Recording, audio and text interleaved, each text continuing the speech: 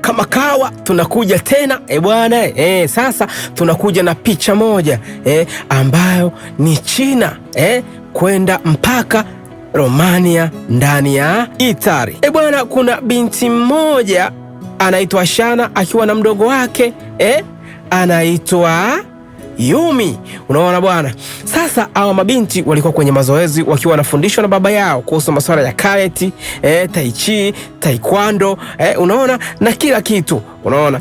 Sasa hawa mabinti wakati wanafanya mazoezi na baba yao, akaja mgeni mmoja alikuwa na baisikeli, akapiga kengele nje, ngare. Huyu akachungulia akaona ni mgeni, kabidi wamtoe mtoto mmoja wamfiche, maana kipindi kile China sheria zake ilikuwa ni kuwa na mtoto mmoja. Ukiwa na mtoto wa pili unashtakiwa na serikali, pia unapewa adhabu au na kufungwa. Kwa hiyo mtoto mmoja ilikuwa inabidi wamfiche, abaki mtoto mmoja. Kweli jamaa akaja pale akaleta barua zake, unaona, na mtoto mmoja akawa amefichwa mwingine, lakini dada mtu kila akiangalia apendezewi na hili jambo, unaona. Sasa huyo mama mtu akawa anamtuliza, dada mtu, wewe tulia bwana, usiwe na wasiwasi. Okay, tunaona sasa binti Yumi akiwa tayari yuko kwenye gari anaelekea mjini, unaona bwana, anaenda kumtafuta dada yake Shana. Baada ya dada yake Shana kuondoka kwenda kutafuta maisha na muda mwingi umepita hajaonana naye, wazazi wake kwa bahati mbaya walipoteza maisha. Sasa tunaona tayari kashafika mjini. Sasa kuna mama mmoja hivi yuko kwenye klabu, yule ndiye anayepokea mabinti, kapokea mabinti wengi sana pale. Sasa anaanza kuwakagua, anawaambia oya, vueni nguo, hakuna kuona aibu, na biashara au kazi iliyokuja kufanyika huku ni kazi ya kujiuza. Kwa hiyo hakuna haja ya kuona aibu, mnavua hapa na waona kila mtu jinsi alivyo. Nimesema vua nguo, mnajifanya kuona aibu gani? Kazi yenyewe ndio hii. Sasa yule binti Yumi kaingia mle ndani akiwa anamtafuta dada yake Shana. Bwana, alipofika mle ni kuanza kuwatembezea kichapo. Yeye anamuulizia dada yake Shana yuko wapi? Bwana, aliwatembezea kichapo mle ndani ile mbaya kama kawaida. Akafika kwa yule mzee. Yule mzee sasa akamtaiti. Bwana, anachokifanya mle Yumi ni baraa tupu, naambiwa cheki anavyopiga watu. Sasa akakutana na mabaunsa ya madevu nini, yana mili kama yote miraba 6, unaona, akawapa, akawatepetesha kinoma noma. Yale binti alikuwa anajiamini kwa sababu alifundishwa karate na yule baba yake. Kwa hiyo binti yuko fresh, watoto wote wale walikuwa wako vizuri, unaona. Sasa amefika ndani mle kwenye dangulo, anaita Shana, kila akifungua vyumba na kuta watu kwenye stare zao, wale mabinti ambao wanauza wanafanya stare zao. Sasa akatokea bibi akamuuliza, kwani wewe unamtafuta nani? Akasema namtafuta Shana. Akasema wewe, Shana aliuawa muda mrefu. Akamnongoneza yule bibi kwamba Shana kashauawa. Sasa akawa amechanganyikiwa Yumi, kakimbia mpaka jikoni kule wanakuandalia chakula. Anaangalia watu wamemzunguka, alafu mle kuna wapisha, akaanza bwana kuwapa kipondo mle unaambiwa. Sasa alichokuwa anakifanya mle Yumi bwana, visu vya kukatia vitunguu ndo vimegeuka kuwa silaha mle ndani, unaona. Mafuta ya kupikia ndo yamekuwa silaha, kamwaga chini, unaambiwa, kawachukua watu wote wanapigwa mitama, wanaanguka kwenye mafuta ya moto mle. Yani anachokifanya yule binti ni noma sana, kashacharukwa, ni hatari, unaona. Kajamaa mmoja naye kampiga, unaambiwa, kachukua mafuta yote kamwaga mle ndani, watu wanaungua. Sasa mara katoka anachomoka, anakuta watu wanapiga chakula dina kama kawaida, yeye anapita kama ajui vile. Sasa kuna mzee Sheini akamwangalia huyu binti, si ndio yule anayetuangaisha yule binti, akatokea barabarani.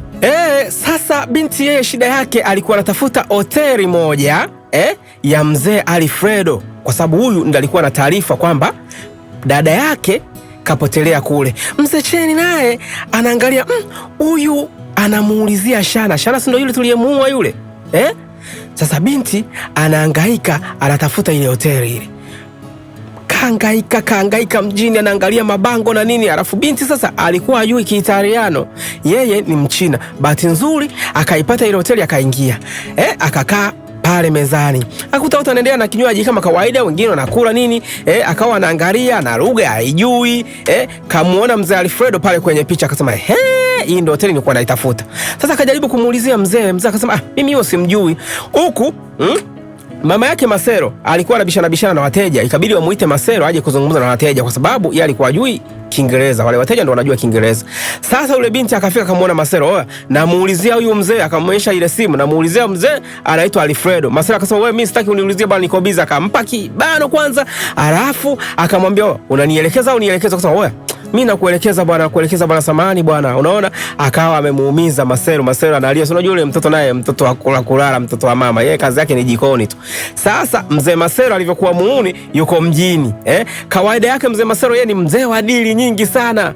Anachukua wakimbizi wanaokimbilia Italy kutoka nchi za Afrika, yeye anawapeleka barabarani, wanaanza kuomba pesa, alafu anakuja jioni anapitia mahesabu, wameomba shingapi, anachukua vichenji vyote anawaachia kidogo. Yeye kawapangishia ghetto, kawarundika kwenye nyumba moja.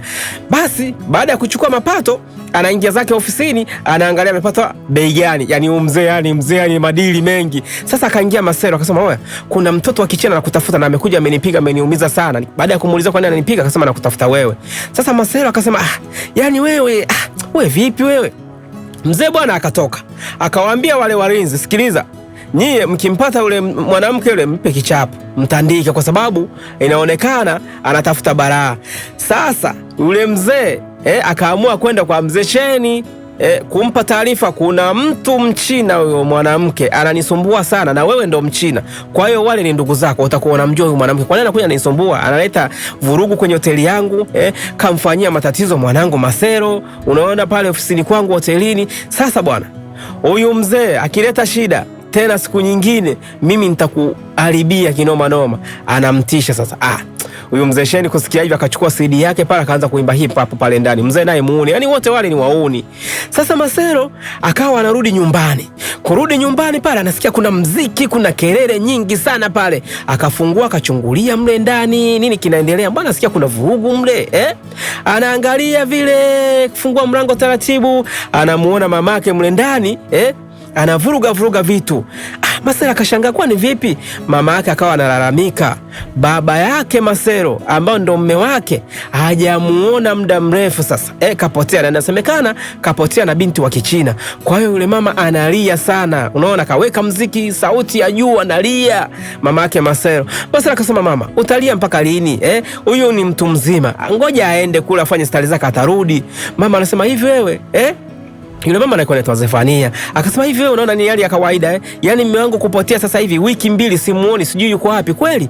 Akakusanya zile nguo zote za huyo mume wake akazipeleka sokoni. Bwana, mimi hizi nguo naenda kuziuza. Sasa Masero alikuwa anajua hizi zile nguo zinaenda kuuzwa, kumbe akaenda akamgawia mzee mwingine anayeuza kule sokoni bure.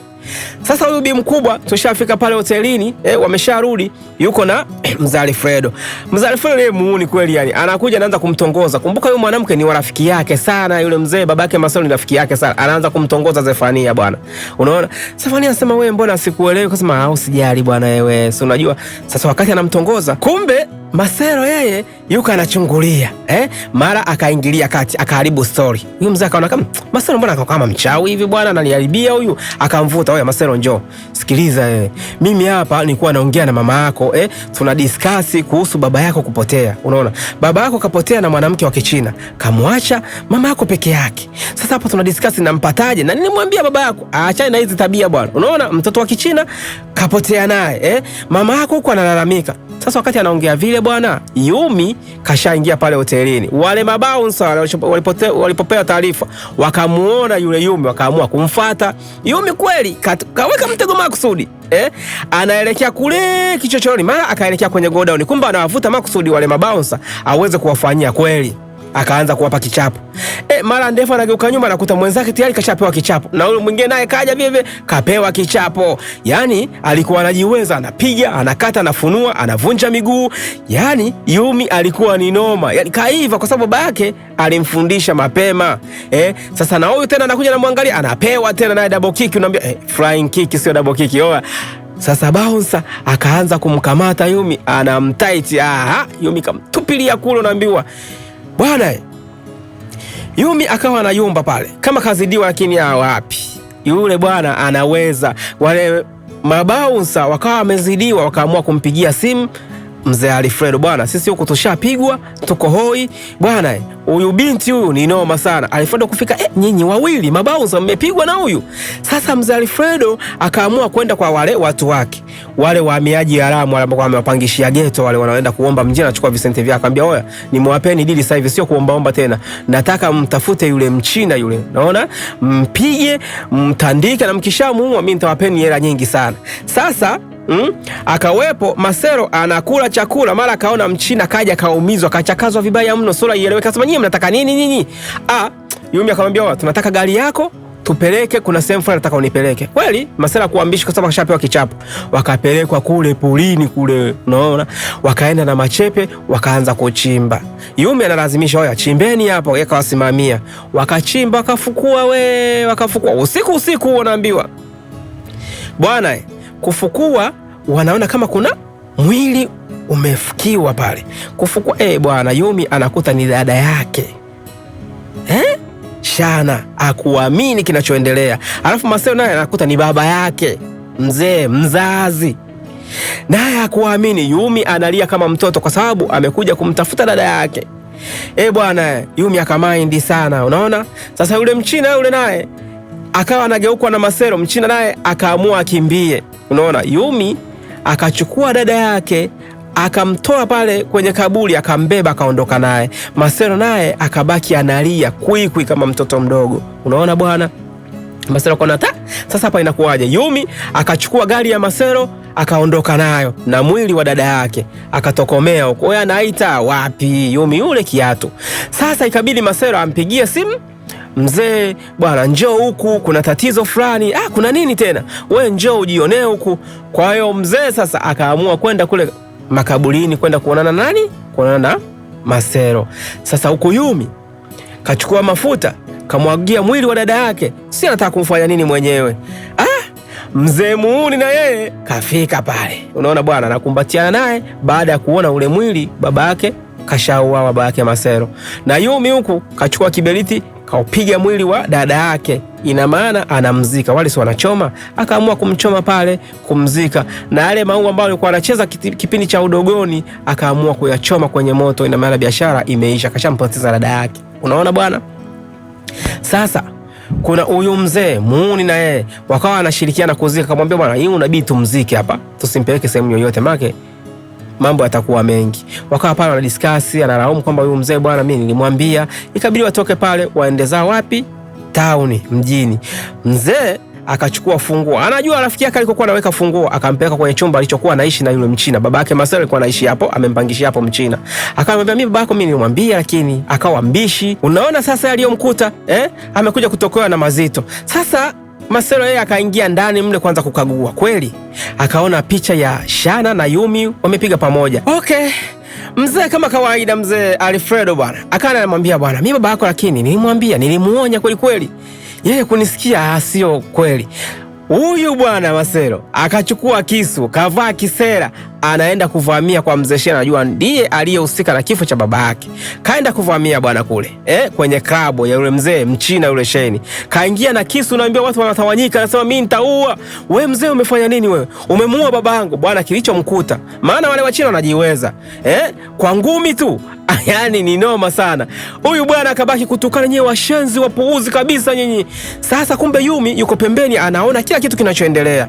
Yumi akaamua kuingia mle ndani kwenye biashara ya mzee Sheni, akajipenyeza mle kwenye ile mafuko lifti, akaingia ndani, akaanza kuvizia mmoja baada ya mwingine, unaona. Baadaye akafika ndani ya klabu. Kwanza akaingia chumbani kwenye vile vyumba vya wanawake wanaouzwa. Tuseme wanaojiuza, hapana, hao wanalazimishwa.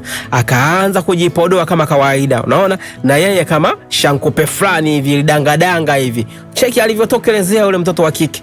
Akaingia ndani, kishari. Sasa yule mwanamke anamjua yule. Baada ya kumuona na yule mzee Sheni, akawaambia oya, kaingia yule anayetusumbua. Kwa hiyo wakajiandaa, unaona, wakaanza kupigana, mkono ukaanza kutembea. Yule binti kapendeza, lakini alitembeza kichapo mle. Ila sasa bahati mbaya mle watu ni wengi. Mzee Sheni anasema sasa wewe umejiingiza kwenye 18, sijui kama utatoka hapa. Na kweli wale majamaa bwana wanajiweza, wakampa kichapo kinoma noma. Yule binti unaambiwa anahangaika, anapewa kichapo kishenzi. Baadaye Mzee Sheni akasema stop, huyo msimuue huyo, muacheni. Unaona, akamnong'oneza mzee, oya kamuulie nje huko watu wasione, ukimuulia huko ndani itakuwa noma. Kwa hiyo wakambeba. Msichana kusikia vile bwana akasema usinitanie, katoka na mtu mmoja nje, unaona. Alafu mtu mmoja aliyetoka naye sasa akampa mbisi kibao, unaambiwa. Mara gari bahati nzuri ikawa inapita pale. Kupita pale ikawa imewakinga. Yule binti akuonekana tena, haijulikani yule binti alienda wapi. Kumbe rafiki yake Masero ndiye aliyemuokoa yule binti, akampeleka kwake. Unaona, Masero anamwangalia yule binti. Baadaye yule jamaa akasema, huyu binti inabidi umuondoe hapa, umpeleke unakokujua, kwa sababu ndani italeta balaa.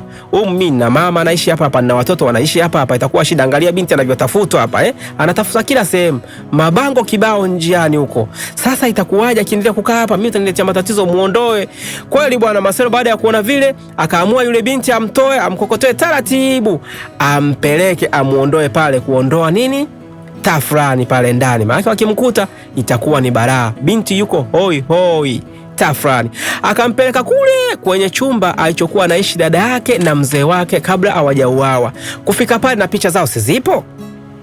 Kwa hiyo sasa akachukua picha Masero, akampa picha ya Yumi na yule dada yake. Sasa Yumi akawa anaangalia ile picha, anasikitika sana. Masero anaangalia picha ya baba yake akiwa na Masero, na yeye anasikitika. Kwa hiyo wote pale wana huzuni, wamewapoteza wapendwa wao. Unaona bwana. Masero sasa akapokea simu kutoka kwa mzee Alfredo, akamwambia, njoo hapa na kuhitaji bwana, kuna misho. Mzee unanitia nini bwana, mbona unisumbua ule mzee? Akasema sikiliza bwana, gari yako ile pale naamua kuichoma moto. Sasa wewe gari yangu unachoma moto kwa sababu gani? Akasema tunatoa ushahidi. Au ni ushahidi huu? Polisi wakija kujua kwamba ile gari ilifika kule tulikoenda kumfukia baba yako, itakuwa shida. Bora tupige moto, tupoteza kabisa ushahidi. Mimi nione kama baba yako bwana, niaminie mimi, kila kitu nitakishughulikia mimi. Kwani wewe una shida gani? Masera kaangalia, kaisi huyu mzee mbona na matatizo kula, ananilazimisha nifukie mwili wa baba nisipoti polisi, huku gari yangu kaichoma kupoteza ushahidi. Kwani mzee ana nini huyu? Akasema lakini poa. Anaona Masera wale na midumu ya mafuta. Kweli aliangalia gari lake akasikitika sana. Yule mshikaji alikuwa ni gari yake ndio hilo moja, hana gari lingine wala nini. Sasa yule binti akawa mle ndani anaangalia nguo ili kubadilisha nguo. Unaona, katoka kuoga. Masero kaja pale kamletea bidhaa zake anazotakiwa, mambo yake, si unajua wanawake bwana, na metaulo pale. Huyu binti anatoka kuoga, inabidi abadilishe nguo. Unaona bwana. Alafu akamwambia mimi nina njaa kinoma noma. Masero bwana, fanya mpango hapa nilipo. Masero akaona usiwe noma, akaenda jikoni kule akaanza kuandaa madiko. Si unajua Masero yeye ni mpishi, na hotelini kule kazi yake ni upishi. Kwa hiyo kamwandalia bonge la diko la tambi, si unajua asili ya Kichina.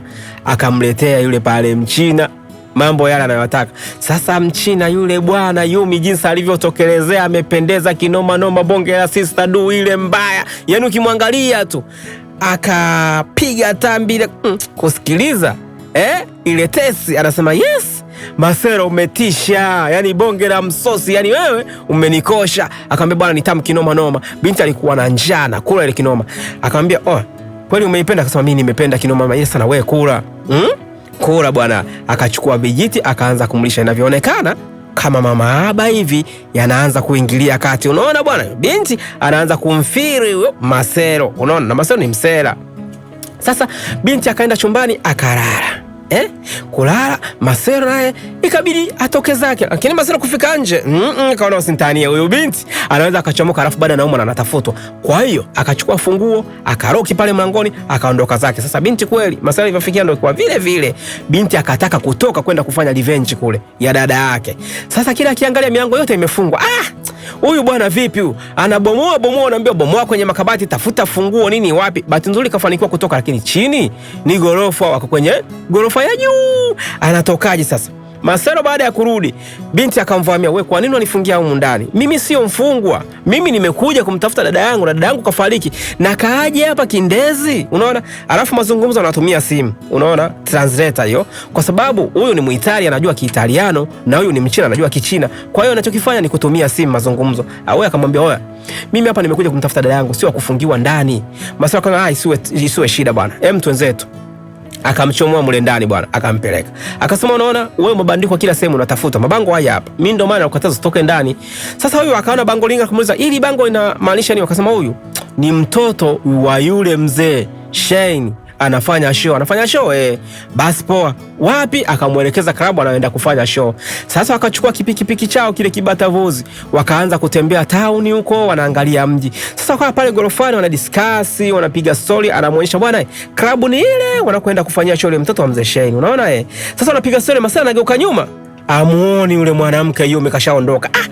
Yumi kaondoka, kaenda wapi? Anachungulia chini, Yumi yule anakimbia. Marcelo akamwaya, akamwambia, wewe mbona unakimbia huko? Nishakwambia ni hatari, wewe watakuua.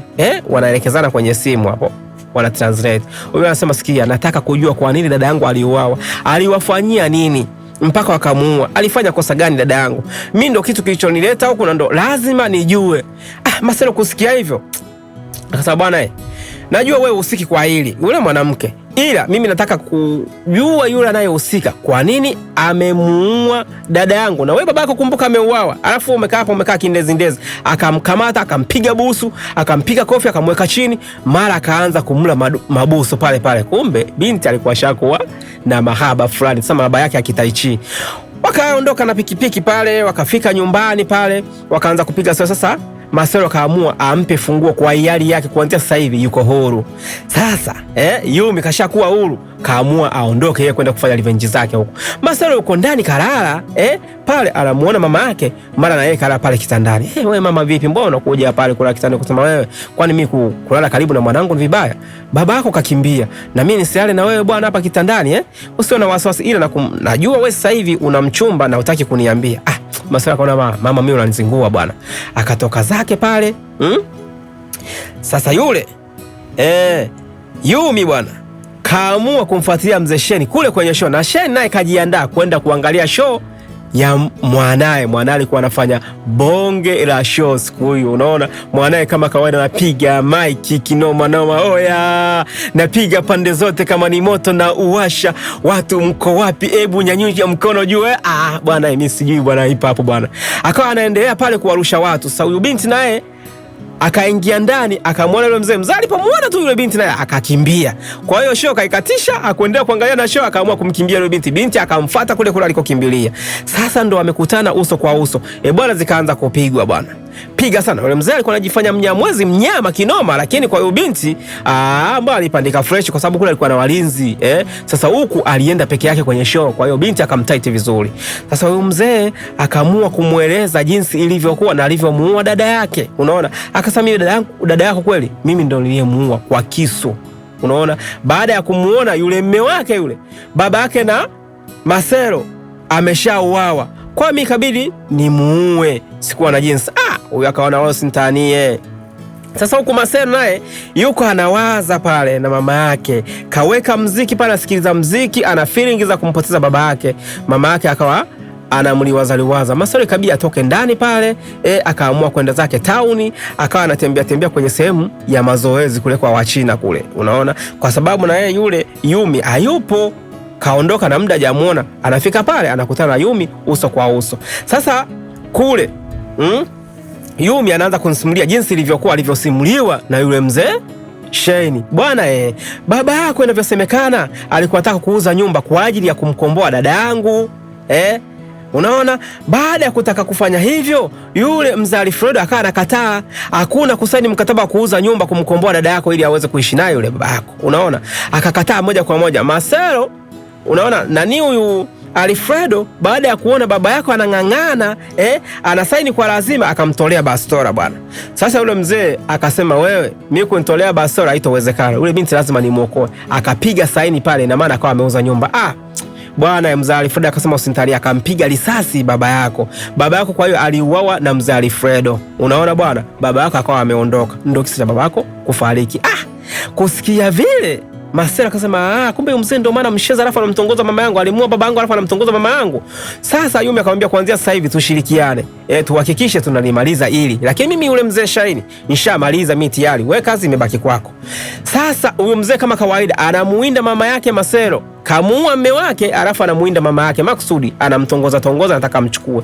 Sasa Masero akaliona ile swala, yuko hotelini kule ndani jikoni anaendelea kukatakata nyama kwa hasira, alafu huku wenyewe wanatongozana. Huyo mzee Alfredo anamtongoza mama yake nani? Masero. Masero akaandaa chakula akaleta pale mezani, akajua huyo mzee, unajua yeye ni mshenzi wewe. Wewe ulimuua baba yangu. Usifiki kama mimi sijui. Mimi najua. Akasema wewe, mbona kwa mshenzi? Na huyo mama akasema wewe Masero, hayo unayatoa wapi maneno haya? Akasema wewe, mimi najua ni kweli. Baada ya kuambiwa hivyo, sasa mzee Alfredo akatoka mle ndani, akashuka chini, akajifanya anataka kuondoka. Mzee Masero akasema wewe nani? Masero akasema wewe unaenda wapi wewe mzee? Umemuua baba yangu, unataka kukimbilia wapi? Mimi nitakunyonga. Sasa mzee Alfredo akatoa basura akasema mimi nakuua. Kama umeshajua sisi siwezi kukuacha hivi hai. Akasema hapo kwa kuna mama yake Masero na Shana wanaangalia picha yote jinsi inavyoendelea. Sasa baada ya kuona mambo yamekuwa hivyo, akaamua yeye mwenyewe kujilipua baada ya kuona aibu kwamba mambo yote aliyasababisha yeye mwenyewe. Oya, tunaishia hapo, tusubiri kwa nyingine inayokuja. Msahau kusubscribe, kucomment, kulike na kushare pia. Ciao.